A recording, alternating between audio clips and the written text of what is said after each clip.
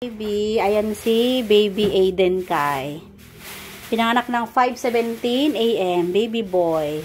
Yan. Parehas baby boy, pangalawang baby yan ni ma'am. Yan. Yan po ma'am. Tapos, ano ma'am siya, yun na, kita mo na, binigay na namin initial vaccine. Tsaka, mag-i-stay kayo dito ni baby within 24 hours. Papaliguan namin yan mamaya, ma'am ha. Then, dadalhin po natin sa laboratory tsaka pedya, no? Para at least mapaano natin siya.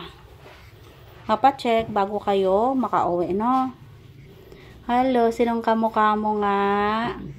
Ha, ang cute-cute naman ng baby nila, oh. Kamukha pa rin ni Apsi. Cute-cute. Ayan. Isubo ka mukha mo? Pink na pink yung mukha niya. Ang puti yan. Oo, ang puti. Yan. Sige, Yung congrats. babae, negra eh. Negra daw. Baliktad eh. Baliktad. Ito naman si, cute-cute. Ito naman si mami. Mami, kumusta ka? Okay lang po. Okay na, nakaraos na, wala na yung masakit. Opo, No? salamat Ayan. po. Thank you din ma'am sa pagtitiwala. Ayan, nakaraos alat si ma'am. Almost, ano ka rin 12 hours. Opo. Pero ang kagandahan kasi, ano lang, pagputok ng panubigan mo is nagtutuloy-tuloy na siya. Ayan. So, kaya medyo ano rin si mami is, ano siya, pulupot kasi si baby.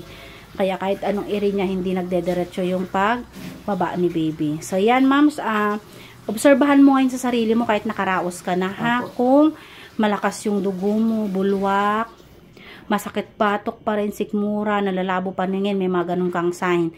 Nilalagnat, anytime magsasabi ka sa amin, no? O kahit nasa bahay ka, kasi magpa-follow up check up ka sa amin, ma'am, after 7 days na. Sa January, anong ka nababalik? 9. Para sa follow up check up mo, no? Ayan, congrats. Nakaraos na kayo ni baby. Thank you din, ma'am, sa tiwala. Salamat po sa inyo. Opo.